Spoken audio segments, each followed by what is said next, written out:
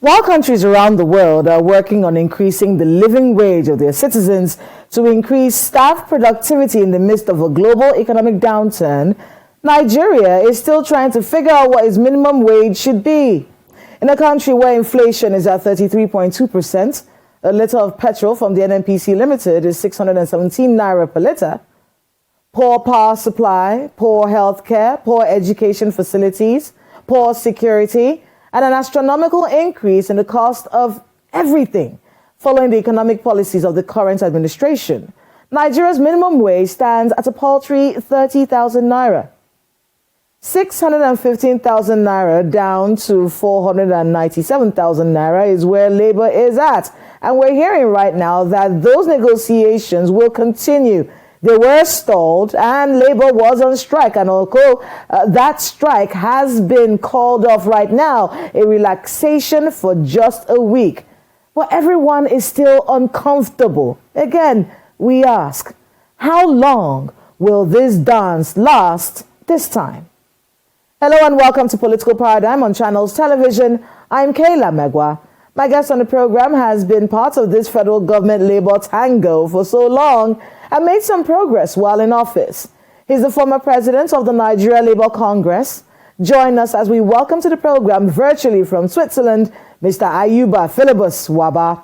Born on the 22nd of October 1968 in Borno State, Mr. Wabba is a graduate of Imo State University, among many other institutions.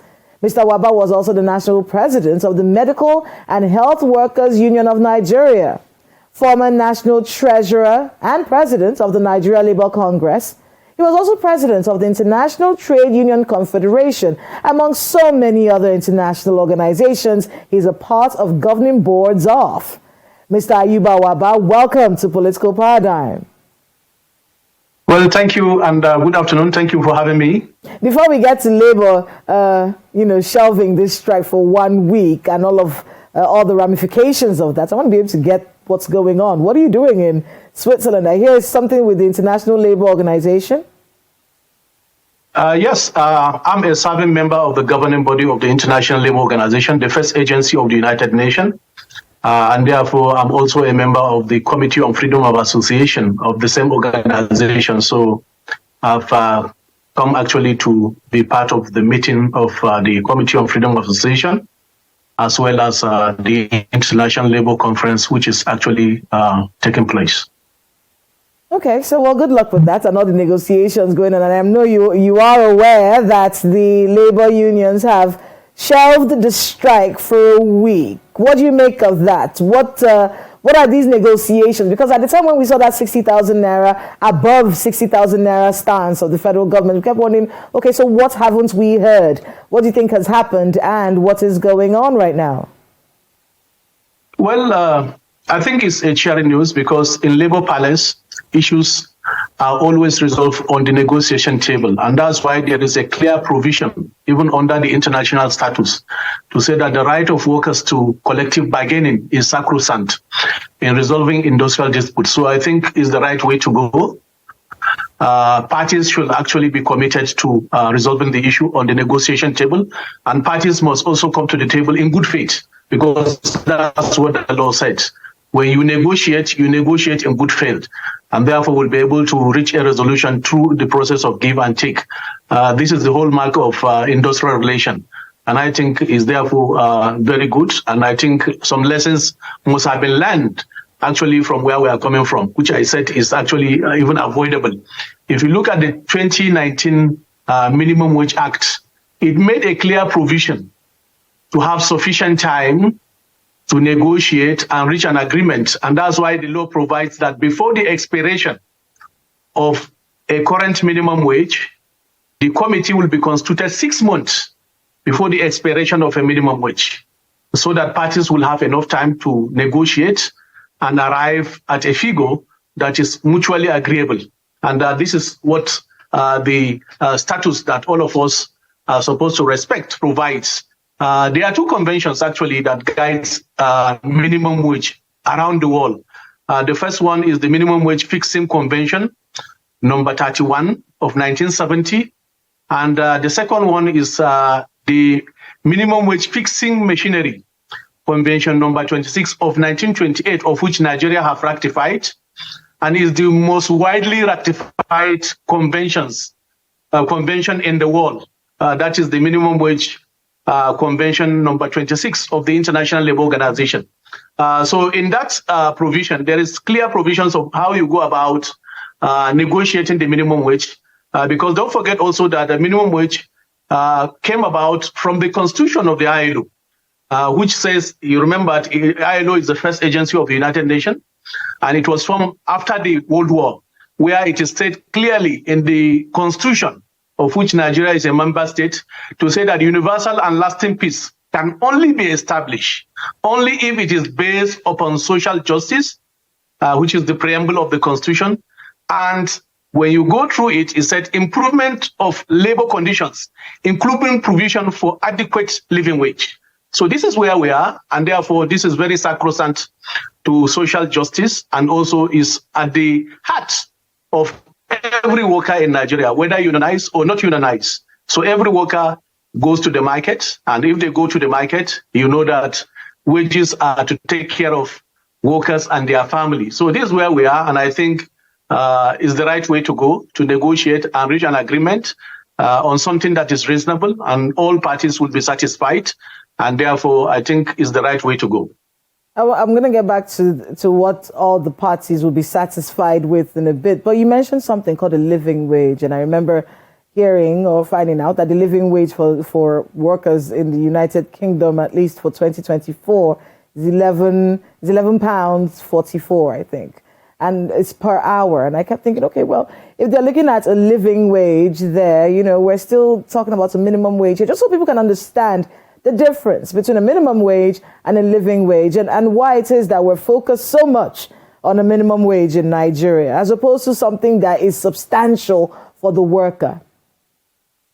Yes, there is a difference between a living wage and a minimum wage. Minimum is setting a benchmark below which no employer of labor should pay any worker in either formal or informal sector of the economy. And that provides actually a threshold. So this is what minimum wage is all about. And that's why I said minimum wage is guided also by two international conventions, of which Nigeria have ratified, to say that below this amount, you shouldn't pay any worker, because it will then amount to slave wages. It will then amount that amount is too low and cannot be able to take care of a worker and his family. So this is minimum wage. The living wage entails that a wage that can also be improved upon the minimum wage. So minimum wage is the lowest, whereas living wage, you look at all the reality and try to say, well, living wage is what is realistic to sustain a worker. Not minimum, but we are now looking at realistically looking at the basket. You look at the cost of living, you look at other factors, and empirically, you have to look at figures that will be able to sustain a family, to have a decent living. That's what we call a living wage. So living wage is actually higher than a minimum wage in this context. And I agree with you, yes. In other climes, you have minimum wage that is based on hourly pay. You have that in the United States. You have that actually in the United Kingdom and many other countries. But you have also weekly pay. You have also monthly pay. So it depends on which model a country adopts.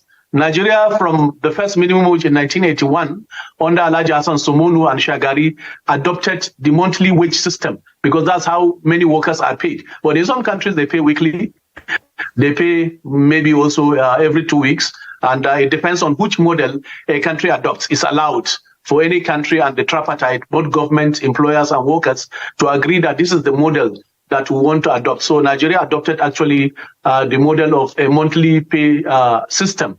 And I think that is also allowed by law. So this is the difference between actually minimum wage, which is the barest minimum, and then living wage, which is higher, and what will be able to sustain a family of six. You look at all variables, you look at the issue of power that you said, you should look at the issue of feeding, you look at the issue of transportation, and all other variables, school fees, you put them into the same basket and look at realistically what will be a wage that can sustain a worker, not the minimum, that can sustain realistically, looking at empirical data that is what will then take us to a living wage. For instance, in the context of Nigeria, you made mention of the fact that electricity tariff have increased, yes, and I'm sure that even if you are occupying 2 or 3 bedroom, you require more than 25 to 30,000 naira to pay this utility bill, including water.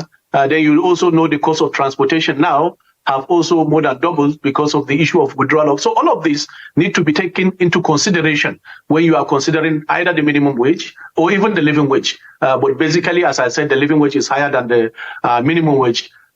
And basically also the minimum wage is just to make sure that workers are not exploited. They are not paid slave wages. So you must have a benchmark. And that's why I said in more than 100 countries around the world, you have a minimum wage in their national constitution. Because I need to stress this, in their national constitution, like in the case of America, it's a federal state. But because they want to make sure that no worker is exploited, the issue of the national minimum wage in America can only be decided by the central government, not subnationals. Subnational can only increase. And that's why in the case of America, you can find out that if the minimum is, for instance, $12 or $15, some states can pay higher. Some states are paying $15.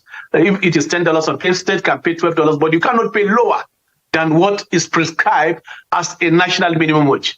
So this is what I think the model that Nigeria have actually adopted, and that's why in some arguments that we have tried to address, even during the last constitutional amendment, when some people come and say, "Oh, please, can we go and pay whatever we want to pay?" No, this is regulated by law.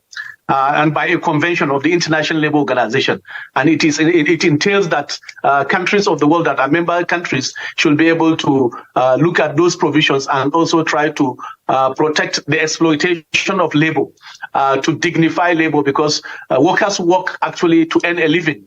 And if workers work to earn a living, all of these issues must be taken into consideration. So this is the concept of minimum wage, and also the concept of a living wage, and also why in many countries you have a monthly wage system. You have also in many countries actually a weekly or a daily or an hourly wage system. So all of these are allowed, and this is how all of these issues have evolved from the 2 conventions I mentioned of the International Labour Organization. So let's talk about Nigeria's situation. Why is it so low? I know that you've been part of minimum wage negotiations with the federal government in the past. Why is it so low, first of all? And then why is it so difficult to increase minimum wage in Nigeria? Well, first, let me say that in the present circumstance, it's actually have to do with the states. Because what I hear from the grapevine is that whereas the federal government is willing to move it up, but the states and the local governments are looking at the issue of ability to pay. But I've since debunked that. That is not essentially about ability to pay, it's about priority. If you have your priority right, and you consider that the workers are central to the development of every economy because the workers create the wealth, then basically we will find ways and means of paying them.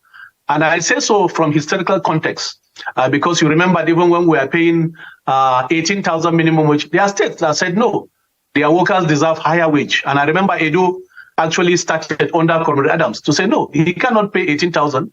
His workers deserve more than 18,000. So it's not essentially about ability to pay, it's about your priority.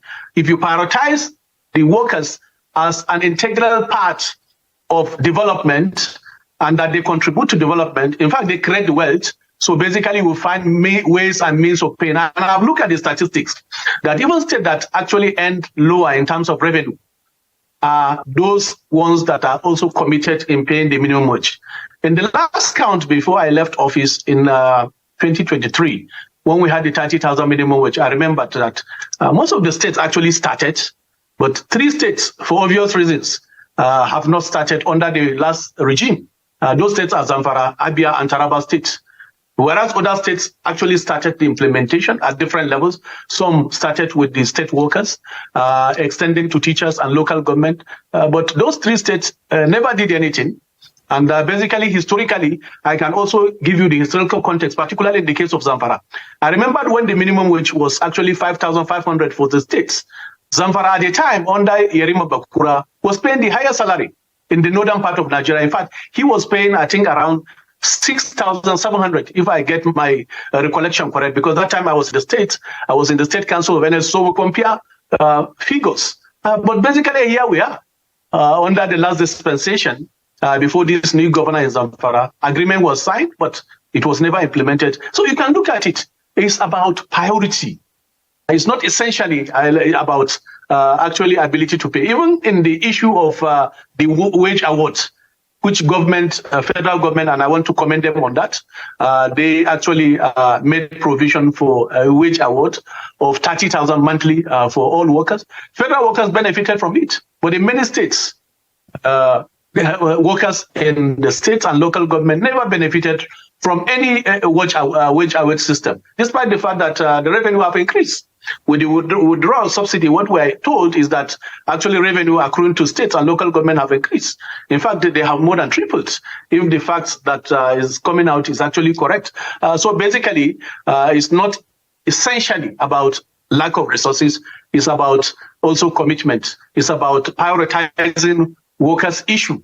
In some states, as I said, just recently I was reading that the current regime in Zamfara state paid 5.3 billion to clear liability of workers' gratuity that actually went back to almost 10 years back, or more than 10 years that was not paid. So where did the money suddenly come from? It's about priority.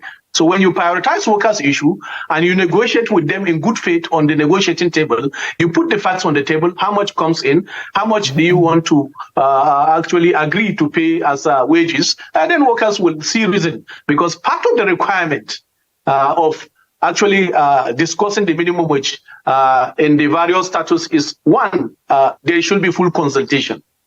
Full consultation means you put the facts on the table. Secondly, is that you take into account needs of the workers and their family, as well as the economic factors. So all of these need to be put on the table to look at it. But I can tell you clearly that from the first minimum wage was never given to workers on the platter of gold. I remember under Hassan Sumunu, when we got a minimum wage, which was equivalent to $125 per month for workers, there was actually also the issue of strike. Under Shagari, there was a 3-day national strike. Before now, the issues were resolved on the table. So it has never been easy. Whereas workers and unions are willing to make sure that those issues are resolved, even without resorting to the last resort, which is a strike. No worker enjoys strike. Workers enjoy working. And therefore, strikes usually are like a matters of last resort. So if you look at the history of the minimum wage, from 1981 or thereabouts, all these processes is like we have been repeating or recycling some of those issues that have taken place. As I said, under Hassan Samuda, that was what took place. And all through, it has been a struggle. It does feel that way. It does feel that way, Mr. Wabba. Minimum wage. And even the issue of the figures is something that has been a lot of struggle, even to arrive at a figure. And basically, this has been the issue. But I mean, it does feel like, sorry, Mr. Wabba, sorry to cut you there, because I wanted us to stay on that particular point. We're talking about something that keeps repeating itself. And you've given us a historical background as to why this is the situation. But I want to get your thoughts on an adequate minimum wage for today's Nigerian. We're hearing, we've heard what the negotiations are from Labour. We've heard the side of government. In your view, as former president of the Nigeria Labour Congress, what would you say is an adequate minimum wage for the Nigerian as of this time? Well, the negotiation is still ongoing, and I think I will not be able to preempt what the parties, because what the law said is that the parties must take into account the needs of the workers and their family, and also as well as the economic factors. So I think since they are on the negotiating table, I'm sure that all of them, government and workers' representative, are very reasonable.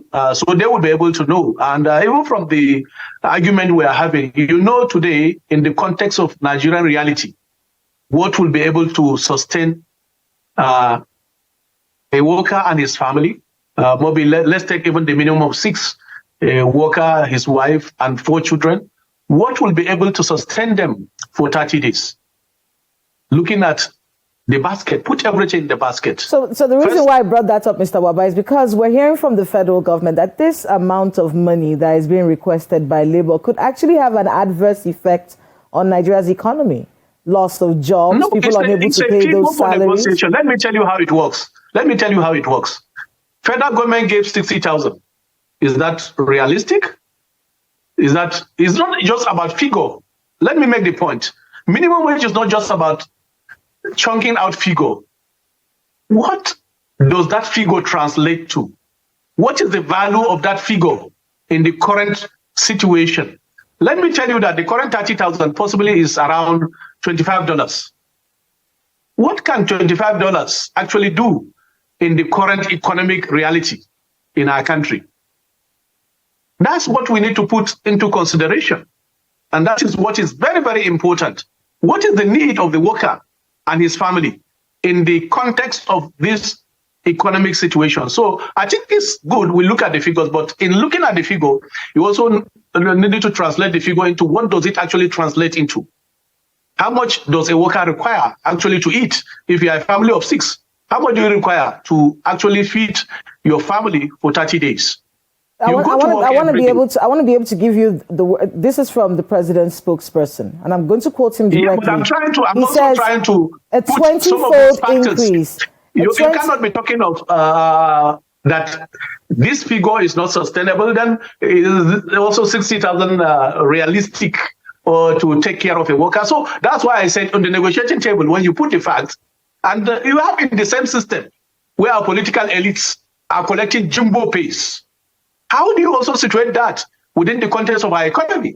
Is there any truth? Everybody should make sacrifice. Is there any truth to what the presidency is saying, that a 20-fold increase in wages could lead to massive job losses, business closures, and unsustainable price increases? Is there any truth to this? Listen carefully. The fact that Labour have made a demand, that is a demand. Government should also to make an offer that actually make a lot of sense. So, because it's a process of give and take, you don't harm on the fact that unions made demand. What you need to do is to make a counter offer that is also very reasonable, and the gap will be closed, and at the end of the day, there will be an agreement. That's how minimum wage negotiations have taken place over the years. So you don't go and have what I've demanded, because what I've demanded possibly also it has empirical data from the withdrawal of fuel subsidy. All of us know that the cost of goods and services have more than tripled. This is the reality. And therefore, we must look at all the reality, including some of the economic factors, in order to reach an agreement. That's what actually drives the process of negotiating a minimum wage. And therefore, since they are on the table, I think the issue about figure, the issue about what will be agreed, should be left to the tripartite committee and organized labor to try to sort out that. But the point I'm trying to make is the fact that when you're looking at the issue of wages, you must also situate it within the larger context of what happens in a particular country. When a particular country, as I said, where some receive much more higher pay than you imagine. In fact, I was looking at a publication yesterday about what one arm of governments actually receive. Even for their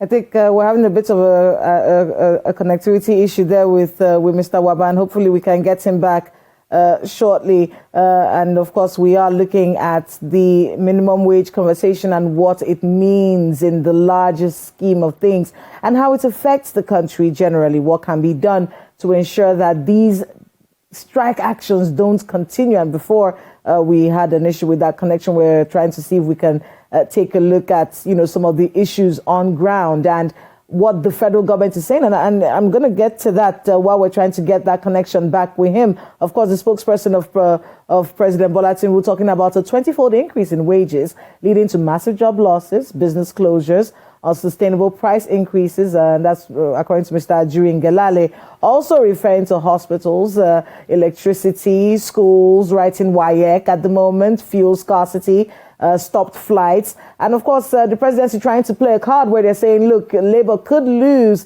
the sympathy of the people that they are fighting for. And that is one of the areas that I want to be able to look at in this particular conversation while we try to get that connection back. And of course, taking a look at industrial actions in the first place.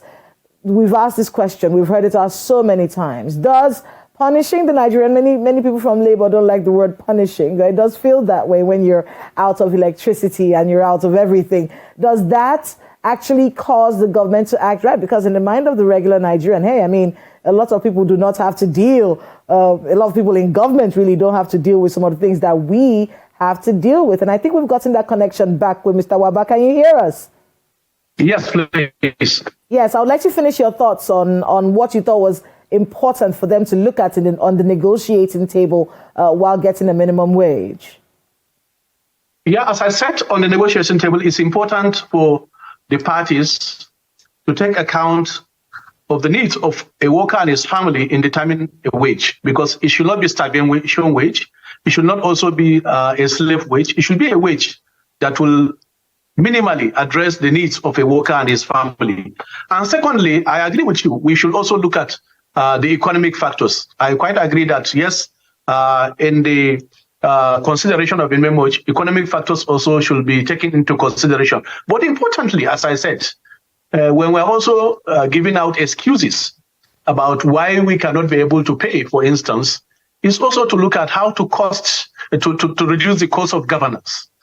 Because I see no reason, for instance, why people should be hiring private jets when we are then complaining that there is no resources to pay minimum wage, to pay pensions, minimum pensions, and to pay gratuity of workers. So those are some of the issues that we must also put them into consideration, and also benchmark the minimum wage pay and the larger pay within the political salary structure. All of this must be taken into consideration. I remember at a time when we were negotiating the 18,000 minimum wage. At that time, our political office holders reviewed their wages with 800%.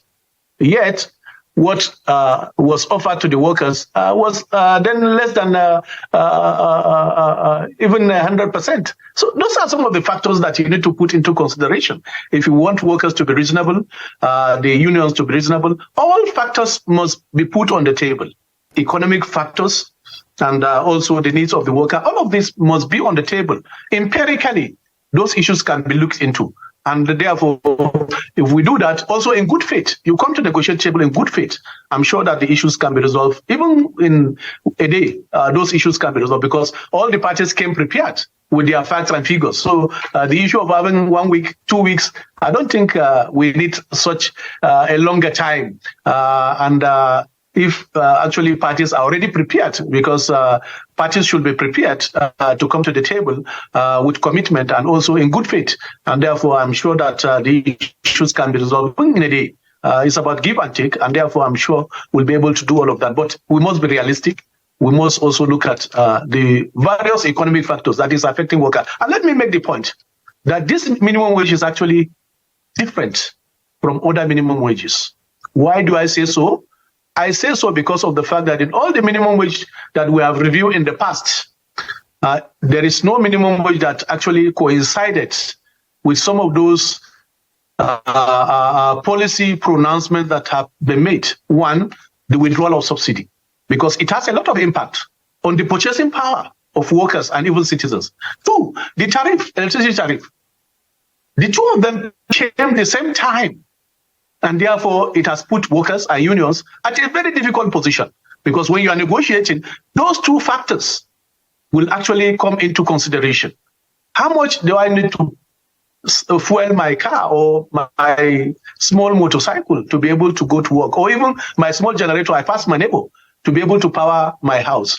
And how much will I pay as a utility bill to pay for electricity? All of this will be considered on the table. And I think if we put all of this on the table, we'll then be able to come to a realistic figure that will address the challenge of the worker, that will also try to address the issue in the economy that the government have raised. But in all of this, I think, is to come to the table in good faith and consider also realistically the situation of the worker. The condition of the Nigerian worker. We do know that the strike has been shelved for a week. But I wanted to bring up something that I know a lot of labor people are very uncomfortable talking about. And it's the fact that, sometimes in industrial actions, you may lose the sympathy of the people that you're fighting for. Many people are talking right now about the shutting down of the national grid at the time when the strike started, and how that's impacted on the people that you say you're trying to help. So how does labor handle that? It's brought up the question of labor and its mechanisms for getting the government to respond to them. It does feel sometimes like you're punishing the people. Many people don't like to hear the word punish. But, in getting what you need from government, do you run the risk of losing the support of the people that you're trying to help? Well, let me tell you that in all that labor does, it also takes into consideration all factors. And that's why strike usually is a matter of last resort. Until there is no option, usually unions and workers don't go on strike on a daily basis. And let me make the point that even in the best economies around the world, strike do take place. Check your records. In the UK recently, as a matter of fact, that there were a lot of strikes, including British Airways. In fact, last week I was in Brussels. A lot of strikes, including railway and all those things. But it's a matter of last resort. So we should try to avoid all of this. And that's why there is actually the platform to discuss and negotiate even 6 months before the wage expires. So no worker actually or no union takes pleasure in actually going on strike. But it's a matter of last resort, and it will take the two parties, government and workers, to make sure that we're able to limit, mitigate, and even address the issue without necessarily allowing labor to then go on strike. There was no basis actually for that negotiation to reach a deadlock. Because once negotiation reach a deadlock, that I cannot move, you cannot also move, that means that parties will have to deploy the only mechanism that they have to try to activate the other party to come to the table. So that's how strikes are being used around the world to be able to make sure that workers are able to get a better bargain. And I'm sure that citizens also sympathize with the workers because workers are those that provide those essential services that service the entire population. And when I say workers, including the police, armed forces, fire brigade, health workers, teachers, all of them come into the basket of workers.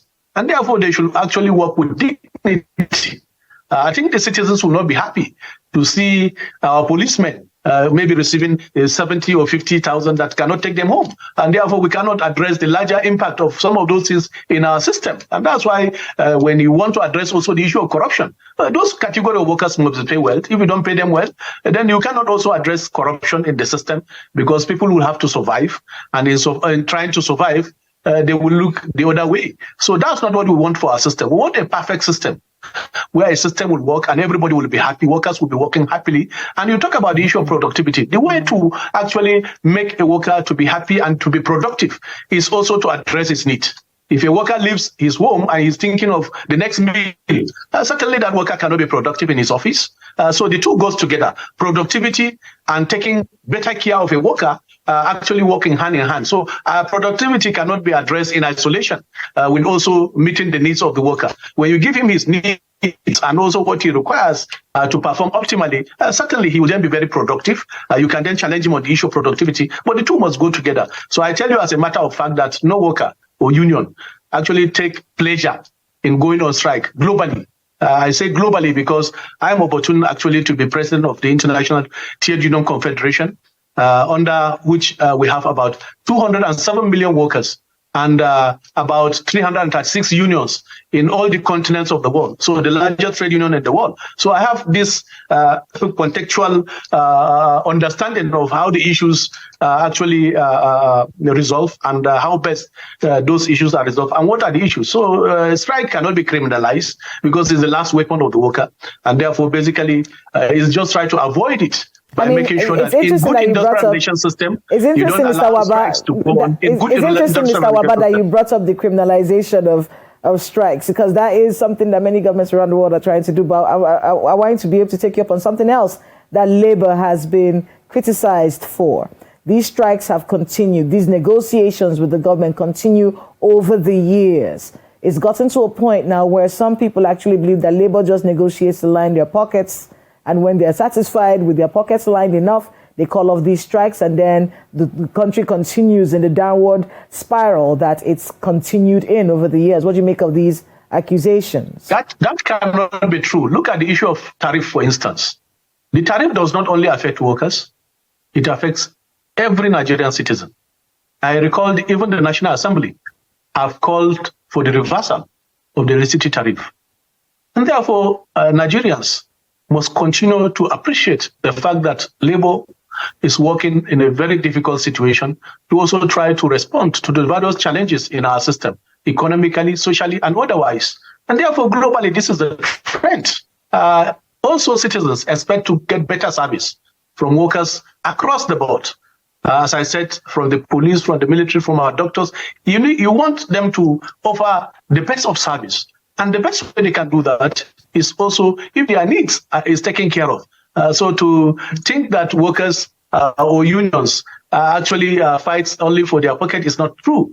Because even on the issue of subsidy, which myself and my predecessors in office have tried to offer alternative, I think citizens have seen clearly now that what Labour have been saying over the years is actually the right thing and the correct thing, that the impact will go beyond even the workers. The impact will affect our economy. It will affect also the social sphere. So I think that is the correct issue that citizens should consider, and also to try to make sure that they continue to support our institutions, support those frontline workers that are also working in very difficult situation. I think this is what should be the case, but not what is being insinuated by few. I can tell you it's few, not majority of Nigerians. Majority of Nigerians, their parents are workers, because if you look at the context of our argument, most of us have relations, parents that workers. We sympathize. Some of them are pensioners, and we sympathize with their cause. I've seen that in many states that we have gone actually to advance the issue of workers, and citizens come out in mass to say that, well, this is also our cause. And let me give you a final example. I remembered under the last administration, I was in Taraba actually for an event, and I remembered the governor then told me, Dairos, to say that even Mama Put that sells akara on the street have his number. There was a month he delayed the payment of salary, and the economy was at standstill because it's a disposable income. If you pay the worker, the trader and the market knows. The economy will be stimulated. I want to get you, because time is going. We have about less than 20 minutes to go. It's important I make this point. Okay. What workers earn is a disposable income. It is what keeps the economy actually in a productive mood. And I gave you the example that he told me that there was a month that salary was delayed.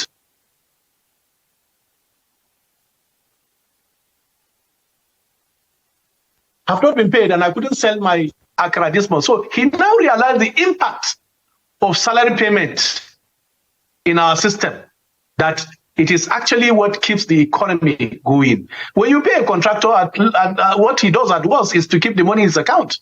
But when you pay a worker, it's a disposable income. He goes to the market and spends the money. He goes to pay for services, and that's what keeps economies going. And every state knows that. You go to the market, they will tell you salary have not been paid or salary have been paid. And also is to continue to say that even in developed climes, I remember when Obama was to review the minimum wage, in the midst of recession in 2018, what did he say? He said it's the minimum wage that actually galvanize the economy. Because if production is going on and people don't have workers and people don't have the power, the purchasing power to be able to buy, the economy will be at standstill. So his belief is that once you increase the wages, the purchasing power has been increased, and therefore the economy will be in a system that will be actually beneficial to everybody. He says so very pronouncedly. And I remember even many organizations have raised that point, that is not just the worker. In fact, I remembered a very popular adage by one of the governors to say, workers are only 5%. Then I asked him, how many are the politicians Can you quantify what they are earning? And how much the totality of the workers are earning? Let's move on to something else. We need to put into consideration. Mr. Wabba, we do have to move on to another question, and it has to do with the relationship of the NLC with the Ministry of Labour. We've heard many people from Labour talk about how, look, a minister is not really sufficient to give us what we want. We want to be able, that if the AGF, in fact, we heard someone talk about it recently, a former president of the TUC, saying, look, if the AGF or someone from the presidency is directly involved in the negotiations, we get results faster. Is that what the situation is? Do you agree with him? And basically, over the years, the relationship with NLC and the Ministry of Labour, have they been able to work productively with you towards the betterment of the lot of the Nigerian? Yes, the working have been very productive, and I can say so. You know, there are levels of authority and also levels where decisions can be taken. The Ministry of Labour over time, and I can tell you that as a matter of fact, that statutorily, they have actually tried to resolve those issues. But when it comes to a negotiation table where you have different parties, and they are there as mediators, they cannot also impose a decision on the parties, because on the minimum wage discussion, you have the employers represented, you have the governors represented, then you have the federal government also represented, and organized labor. So in that context, you need a higher authority, and it has happened. I can tell you for free that even in the first minimum wage, it was actually the intervention of Shagari and the National Assembly then that gave us the $125 minimum wage in 1981. So there are levels of authority. There is levels of also persons that have the authority to make such pronouncement and intervention. Once a particular ministry or department reach the mandate that we are given, they cannot exceed that mandate or limit. But I think that insinuation is not true. I can tell you as a matter of fact that statutorily, the Chief Conciliation Officer of the Federation is the Minister of Labour, and that have been exercised over the years, is in the status, in our status. So we cannot actually diminish that office. I think we should strengthen that office. And in this case, the Minister of Labour is a mediator. He mediates among the parties. He cannot actually take decision or impose a decision. And therefore, we must see it from this context. Let's talk a bit about Section 18. We heard the Attorney General actually brings, in fact, it's not the first time. In fact, I joined you on a particular protest many years ago. And I remember the Attorney General threatened to arrest everybody on Section 18 of the Trade Disputes Act, the punishment of a fine or 6 months imprisonment in Section 41 and 42 1B, where it talks about, you know, the punishment and fines. And basically, we heard him call these strike actions illegal. You could go to jail for it. You know, what do you think is really going on? Talk to us a bit about this section so we can understand it from a labor man's point of view. Let me tell you the fact that in this type of situation, because I'm sure Labour also have their response and they have sufficient response to that. But in this situation, I think going legalistic may not even help them, because it has happened over time. I remember there was a time under Adams, we were taken to one court to say that we violated ABCD, and all the workers in Abuja actually went to that court. I remember the judge disappeared. The case was never heard until Adams left office. So you see, this type of situation, we shouldn't also try to input issues that I'm sure that Labour, because from the information I have, Labour have given sufficient notice. And all of these things have been respected, but it's not to go legalistic. Let's look at the problem and solve the problem. I think that is what have helped us over time. And therefore, I think that will be my approach to some of those issues. But to say, well, you know, all the parties will have to advance what they think will be their strength or weaknesses. But in this context, I don't think we should go that route, because also you cannot have an injunction perpetually over every issue that Labour does. I don't think it has worked anywhere in the world to say that, well, 3 years ago, we have a court case with you and the case have not been resolved. So now activate the authority of that court order. I don't think court orders are made specifically to address specific issues. And I'm sure also that even me, I was at the meeting, and I'm aware that NLC actually and the Labour gave notice to say that if by such a date you are not able to reach this, we cannot guarantee industrial peace and harmony. So I don't know what he means by statutory notice, but I'm sure that all of this will be responded to by NLC, but I'm not sure it will take us anywhere, because even in the past, from 1980 2021 to date, it has not taken us anywhere. It's for us to go to the table in good faith, not to go to the table having something at the back of your mind to say that I'm having this in my pocket, peradventure, we don't reach agreement, then I will activate all of this. It doesn't work. And that's why the law said, go to the negotiation table in good faith. In good faith means you are at the negotiating table to make sure that the issues are resolved. And once they are resolved, we put all those things behind us, and we make sure that all the parties respect the terms, the conditions of the agreement. I think that is what have worked in the past. Such an approach have never worked, and basically, I don't think we should try to use that or try to activate that. In all parts of the world, all those things do happen, and it's like husband and wife. Something happened, and you say, "Well, 10 years ago, this thing happened, and we must know now go." Then you will now have peace, because peace means that we must continue to forge ahead. Every issue should be treated on its merits and also on the basis of what are the realities of the issue. So let's talk a particular reality. We have just about 10 more minutes before we round up this interview. One of the issues many people have had is, we talked about it earlier, we touched on it, but I want you to be able to fully talk about it. You said, look, states and subnationals have to be able to adhere to this. Many people have said, one, that in the negotiations that you have with Labour, that's with the Ministry of Labour and, of course, with the presidency, that most of these negotiations, even though we hear, the Nigerian Governors Forum is a part of it, but you're not really hearing a lot from the Nigerian Governors Forum. You're not hearing them being very vocal. There are many states that are able to pay this money and pay above it. But then there are many states who will tell you, while you're having all of these negotiations, they're just watching you. And at the end, they'll just say, look, we can't afford it. We just can't pay. I couldn't pay 30. Is it 60 that I'll be able to pay? Is it over 60 that I'll be able to pay? Or whatever arrangement has been reached right now. What do you make of this? With all of these protests and actions at the state levels, though, you have to deal with state governors who can tell you, look, I just don't have the money. I don't generate enough. And everything I use is from FAC. And the money I get from FAC, I use it for this and this and this and this. What do you make of that? Yes, it's part of the factors that have been considered even in arriving at the figure in all the negotiations. But you see, as I said, people must also come to the table with all the facts.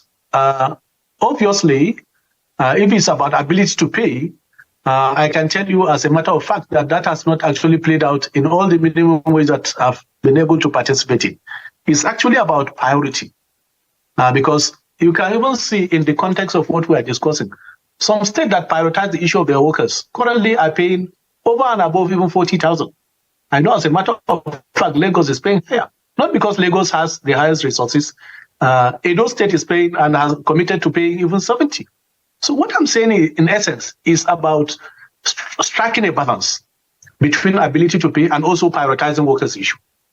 And all through history, once you sign the National Minimum Wage Agreement, what happens is that the state will also sit down and look at all those parameters and then start to see how to implement.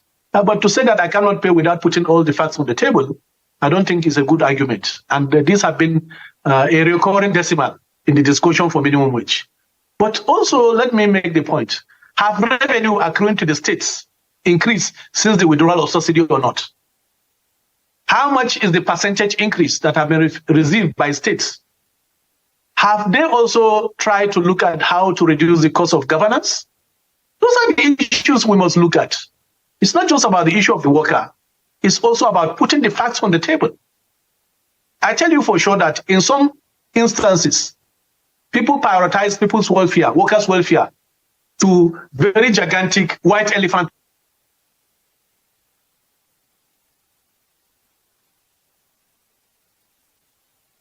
Because first, the primary purpose of governance is about welfare and well-being of the people and their security. And if people are hungry, you cannot actually guarantee their security or the security of others. This is the reality of the facts. If there is hunger in the land, which is what is actually the case, and government, even federal government, is trying now to respond by even providing palliative, providing food items, we should know that there is fire on the mountain, that is not rosy, and therefore we need to face those issues squarely. And I can tell you for free that I said from the beginning that federal government is committed actually to even moving the minimum wage higher to living wage. But yes, I agree with you. Even in the last negotiation, which I was part of, the problem have been actually the states. Take, for instance, as I said, 3 states refuse even to start implementation. But I think luckily what we have in the law is also the fact that you can activate enforcement.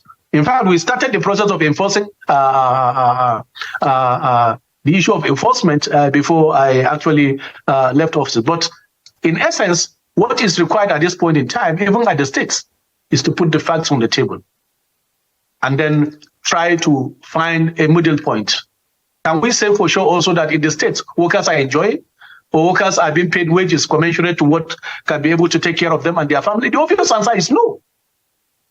So we must look at the ability to pay, but vis-a-vis also making sure that we're able to do away with excesses, large convoys, hiring of private jets, and many, many other expenses that don't have direct bearing with the welfare and well-being of the people. Even white elephant projects that at the end of the day will be abandoned. In some states, for instance, I saw a very small state. They don't have a need for airport, yet we spend humongous amount of money. How many people, how many of the poor, of their citizens, actually fly private jets to land on those airports? In fact, some of those, they call them governors' airports. Is that what we want to achieve? But also is to instill the issue of prudency, accountability, and address the issue of monumental corruption that is happening in our system. I'm telling you, if we address the issue of corruption by 50%, states will be able to pay. In fact, I was having a discussion with somebody a month ago. He said, well, it's not that there is no resources. There is enough resources. But in some instances, even once after federation account, some of those monies are converted into dollars and kept in people's pocket and people's. So this does not have direct bearing with the life of citizens. And that's why we cannot get the forex issue right. As far as people will go after every allocation to go and change the money and then put in their houses, then you cannot address the issue. It will be a vicious cycle. But in this particular context, I know of governors that are really committed because I've worked with them. They are committed, and where they have difficulty, they will certainly sit down with their workers to find a way out. I'm sure we have such. But there are also some that they don't even look at workers as partners in progress. They look at workers as parasites, that workers' salary is a waste. They don't know that it's these same workers that actually service the entire population. So we must look at all of those issues and try to sieve those that are committed, those that look at the welfare and well-being of their citizens as a priority, than those that are there because resources need to be looted and also resources need to be taken away. Those are the issues. If we address the issue of monumental corruption, address the issue of governance and make some savings, I'm sure that with a good negotiation, we'll be able to reach a midpoint that everybody will be happy. The worker will be satisfied that, yes, he has been taken care of. And also there will be good governance, and we'll get this issue behind us. But in all negotiations, as you said, even in the previous years, there are people with humongous money, but here they don't pay the minimum wage. So how do we situate that in the context of this argument of ability to pay? Ability to pay means come to the table and say, well, this is how much I receive. I remembered when I was in the States, between the first minimum wage under this dispensation, that's the minimum wage of 5,005, and 6,500 for federal workers, we sat down. And I remember then, the government actually gave us all the details of the account. To say, this is how much we receive. This is how much we pay for wages.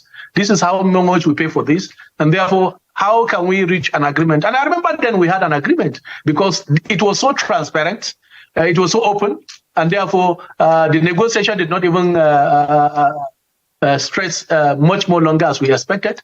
Although in some circumstances, we have to even invite the leadership of the Congress at the center to come and sit. But in all the states, I remember then that there was an agreement and workers were able to get a fair deal in all of this. So it's about how we prioritize workers' issue and also how we want to address the challenges in our system. But I think if there is a commitment, then there will be a way to resolving the issue. It's not just about the issue of ability, it's also about priority. Do you prioritize your workers? Yes. If you prioritize, then certainly you will find a way to resolve those issues. Well, that is where we have to anchor it, Mr. Ayuba. But I know we have a lot more to say. But I want to thank you very, very much for making out the time to speak with us. Our greetings to everyone at the ILO, and good luck with all the work you have ahead of you.